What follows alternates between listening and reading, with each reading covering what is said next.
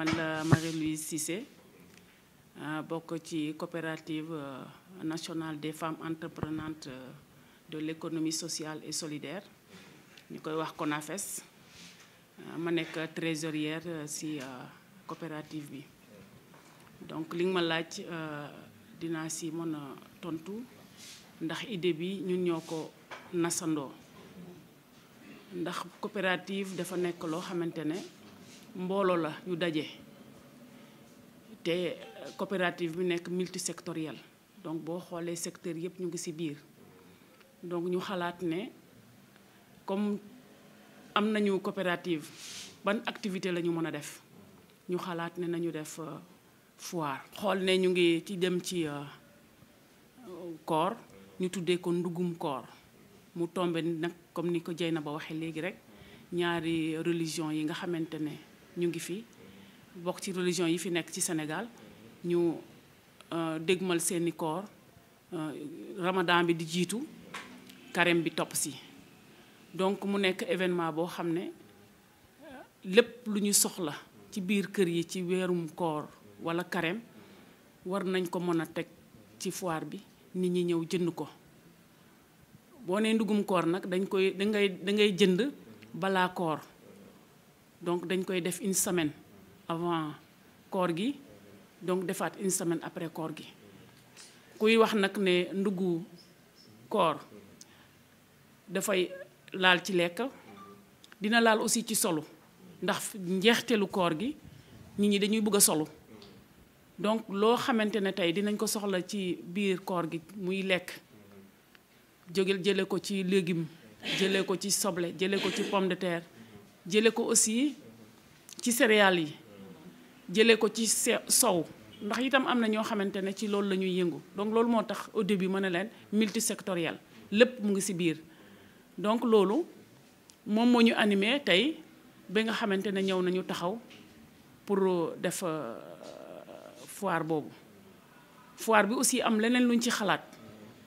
ndax dañu seetlu ne feebaru bët yi bari na donc ñu def consultation gratuite pour bët yi ku ci am problème mu verre ñu bindal la verre itam dinañ la ko mën a jaay ci 2000 francs ndax vraiment dañu war a jàppale population bi ci côté boobu itam ñu xalaat ne loolu war nañ ko mën a dugalaat ci biir. dañ ciy woo ñëpp mbooleem koo xamante ne jullit nga jële ko ci imaam yeeg chef de quartier yi nga xam ne ñu ngi ci gox bi ñu ko war a defee ñoom ñëpp ñu ngi leen di tàllal loxo église bi aussi ñu ngi leen di tàllal loxo ndax ñoom itam ci la ñu bokk li ñuy soxla ci seen carême dina fa nekk ci njeexteelu carême catholique yi aussi produit bi dina fa nekk lu mel ni buy lu mel ni dége loolu yëpp dina fa nekk lu mel ni suukar lu mel ni jën aussi dinañ ko jaay ci kii bi ci foire bi ak yàpp donc ñun daal bàyyiwuñu dara loo xamante ne ndugum koor la daan ndugum koor la lépp mu nga fa riz de la vallée sax dinañ ko fa am donc vraiment ñu ngi taalal loxo daal njiitu réew mi parce que mooy kilifa dëkk bi xëy na mënuñu dem këram taxaw waaye mën nañ ko lancer appel ndax ci politique am li nga xamante ne moom la bëgg mooy maanaam ñuy béy di dundee ñun ñu ngi ci chaîne de valeur boobu ndax multisectoriel bi ma la wax dañuy jëlee ci kiy béy kiy jaay ba kiy lekk donc ñu ngi leen ci woo bu baax a baax moom ak premier ministre am ak jigéen bi nga xam ne moo ñu toogal mooy ministre de la femme ak artisanal ñoom ñëpp ku ci nekk daal war na ci dugal loxoom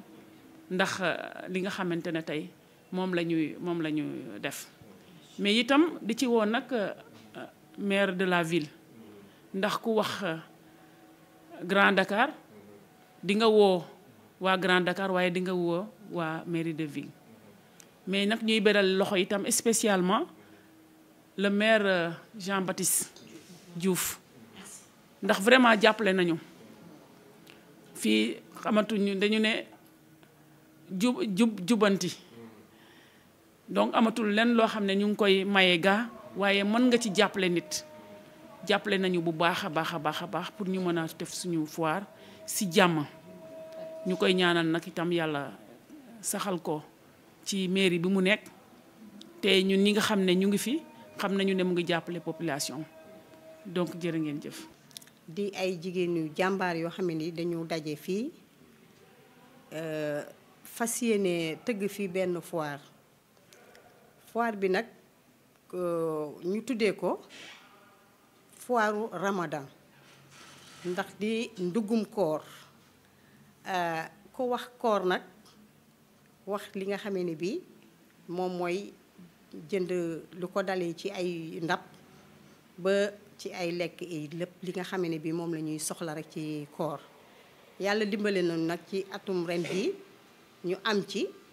li nga xamee ne bii dafa daje te yàlla dajale ko fii ci Sénégal ñu bokk ko muy chrétien yi di musulman yi ñu fas yéene nag bokk def foire boobu ndax ay jigéen yi ko daje di ko def ndax bari nañ ci ñi nga xam ne ay chrétien lañu am nañu tamit ci musulman yi te ay jigéen ñu jàmbaar rek lañu ñu nekk ñoo xam ne dañuy transformer fruits et légumes ak mboolum lu nekk agroalimentaire te wax dëgg yàlla ci koor loolu la ñuy soxla ñu am yéenewu nag def ko muy sunu première édition fii ci 2 voies wu Grand Dakar yi ci gannaaw Massalikul Jinaan ñu gis ne seen foire bi dafa yemboog solos gouvernement bi di jëm ci saytu ak moom sa réew maanaam moom sa dund yéen ngeen ñëw ne foire alimentaire la lu waral xalaat boobu ak ci lu mu tëdd. waaw loolu dafa tombe nag mu doon loo xam ne suñu bëgg-bëgg la ndax àdduna bi yëpp fi mu nekk nii bay dunde la ñuy wax te ci bay dunde boobu nga xam ne bii moom la ñu sunu gouvernement Sénégal taxaw pour ñu di ko def fekk na ñu ni tamit ñu commencé ko di ko def ñu kontaan ci lool moo ñu jox ñu ni tamit dooleewu ak takku pour mën koo def te yaakaar nag ne que buñ ci dugalee sunuy loxo moom it dina ñëw jàppale nañu ndax it ñu ko ci tàllal loxo bu baax a baax ak soxnaam mu xamee ni ay jigéenu jàmbaar ñoo nekk fii di Konafes di yàkkamti lool nag ñu ñëw seet si ñu invité yi tamit ñi nga xam ne bii macha allah ñiy liggéey ci transformation fruits et légumes ak céréales lépp ñu ñëw loolu daal moom lañ leen di xaar te loolu la ñu bëgg. ñu ngi lay jaajëfal. jërë ngeen jëf merci beaucoup. Bonsoir chers amis, bonsoir aussi à tous les internautes de Troisième Vision. Je suis Madame Annie Diouf, PCA de la Coopérative nationale des femmes entreprenantes de l'économie sociale et solidaire. Ce qui nous réunit aujourd'hui, c'est de parler un peu et de faire une annonce sur un événement très important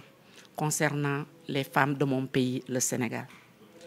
La CONAFES est une coopérative multisectorielle et multifonctionnelle regroupant en son sein plusieurs catégories de femmes actrices de l'économie sociale et solidaire. La CONAFES a été mise en place il y a de cela 6 mois.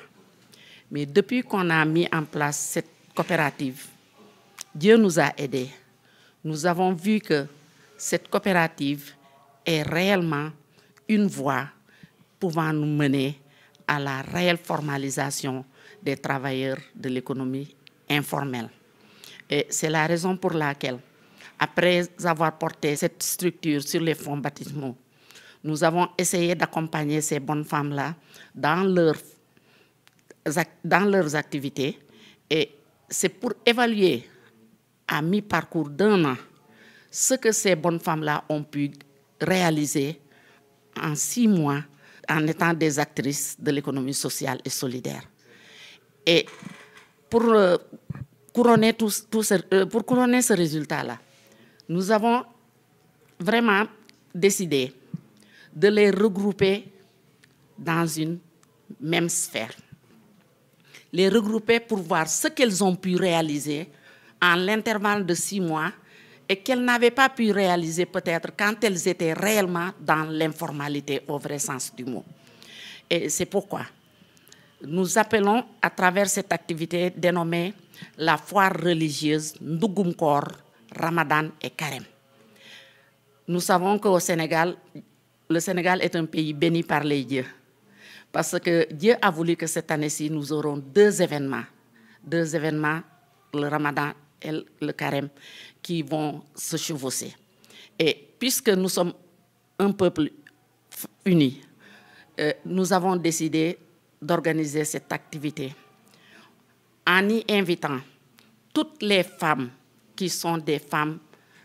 actrices de développement au niveau des 14 régions du Sénégal, qu'elles viennent exposer leur savoir-faire, parce que c'est un savoir-faire que nous voulons démontrer, mais aussi démontrer à nos autorités que, à l'impossible, nul n'est tenu, disait-on, mais nous disons qu'aussi impossible n'est pas sénégalais. Ces bonnes dames-là ont réalisé des choses impensables qu'on ne pensait pas pouvoir réaliser toujours lorsqu'elles étaient dans l'informalité. Et c'est pourquoi, pour consolider cette formalisation que nous avons initiée à travers la mise en place de cette coopérative, nous tendons la main aux autorités de ce pays, à travers les institutions qui accompagnent la formalisation au niveau national. Je veux dire la Direction générale des impôts, la DGID. Je veux dire la Chambre de commerce. Je veux dire APIX. Je veux dire. Beaucoup d'institutions qui sont là, qui sont mises en place par le gouvernement et qui peuvent accompagner la réalisation concrète de cette formalisation que nous aspirons. Nous tendons la main à notre chef d'État, à notre président, à son Excellence M. Bassirou Diomaye Diakhar Faye. Nous lui tendons la main pour lui dire que voilà des femmes qui se sont réunies en coopérative, mais qui veulent prouver au reste du monde que l'autosuffisance alimentaire n'est pas un slogan vain, mais c'est quelque chose de réalisable, de faisable. C'est quelque chose de réalisable, de faisable. Et nous voulons que nos autorités nous accompagnent dans cette dynamique pour que nous puissions nous aussi réaliser l'autonomisation de ces femmes, l'autosuffisance alimentaire, à travers des chaînes de valeur, comme l'a dit tantôt une de mes sœurs, à travers des chaînes de valeur. Une chaîne de valeur, ce n'est pas seulement peut-être l'agriculture, mais il y a beaucoup de chaînes de valeur que nous voulons exploiter à travers cette coopérative multifonctionnelle pour vraiment réaliser la formalisation dont nous avons vraiment besoin. Et donc, nous voulons concrétiser cette formalisation. Et nous tendons la main, nous appelons tous ceux qui sont des opérateurs économiques dans ce pays, tous ceux qui sont des industriels, nous les convions à cette foire dénommée Ndougoum Koor, où nous voulons démontrer, exposer et montrer tout ce qui est denrées alimentaires provenant de notre pays ou bien industrialisées. Ça fait partie de nos objectifs. Donc, cette foire aura lieu du 22 février au 7 mars, à la veille de la Journée internationale de la femme. Le 8 mars sera la clôture. Et nous avons aussi des parrains. Parce que notre parrain, c'est notre camarade secrétaire général Mody Guiro, le secrétaire général de la centrale syndicale CNTS. Parce que c'est grâce à lui que nous avons réussi ce que nous sommes en train de démontrer aujourd'hui. Nous rendons grâce à Dieu. Mais aussi, nous sommes choisis une marraine. Et cette marraine, c'est qui? C'est Madame le ministre de la Femme, en l'occurrence Madame Maïmouna Dièye. Nous l'avons choisie sans même l'avertir, nous ne lui avons rien dit, mais nous voulons juste savoir que c'est elle la mère des familles. C'est elle la mère des familles. Et nous voudrions vraiment qu'elle prête attention à cette activité qui va se dérouler ici, au niveau de Niary Tally. Et nous tendons aussi la main à tous les partenaires que je ne pourrais pas citer ici. Mais je vais citer quand même notre partenaire en communication, la CGC, et je vais aussi citer des partenaires vraiment qu'on ne pourrait pas ignorer, des industriels qui sont dans ce pays, qui doivent venir aussi démontrer ce qu'ils sont en train de faire dans le pays, parce que nous, notre objectif, ce n'est pas seulement de formaliser, mais notre objectif aussi, c'est de savoir vraiment aller au-delà de la transformation artisanale, mais nous voulons passer à un niveau beaucoup plus haut. Et ça, nous ne pouvons pas le faire tout seuls. Donc, nous tendons la main au gouvernement du Sénégal, que l'État vienne nous accompagner dans cette dynamique, car nous voulons démontrer que tout est possible dans ce pays-là avec les femmes. Et toujours aussi, dans cette dynamique, nous voulons appeler nos camarades, nos compatriotes, à savoir que nous parlons de formalisation, mais ce n'est pas parler pour parler. À travers cette foire, nous allons organiser des panels qui seront animés par des techniciens qui viendront aussi bien du gouvernement que d'autres partenaires qui nous soutiennent dans nos activités. Nous avons un partenaire qui s'appelle la COP MIFTA. La COP MIFTA, c'est la Fédération des coopératives qui est en train de faire un travail colossal au niveau du Sénégal. Et c'est cette COP MIFTA qui nous a ouvert les yeux, qui nous a montré la voie à suivre. Et depuis que nous marchons ensemble avec la COP MIFTA, nous avons vraiment découvert beaucoup d'intérêt dans cette organisation. Et nous convions tous les experts qui peuvent nous accompagner dans cette réflexion, la réflexion de savoir comment faciliter la formalisation des travailleurs de l'économie sociale et solidaire, mais aussi des travailleurs de l'économie informelle. Donc, pour tout contact, et pour ceux qui veulent exposer à cette foire, nous les invitons à voir les numéros qui seront affichés sous cette déclaration.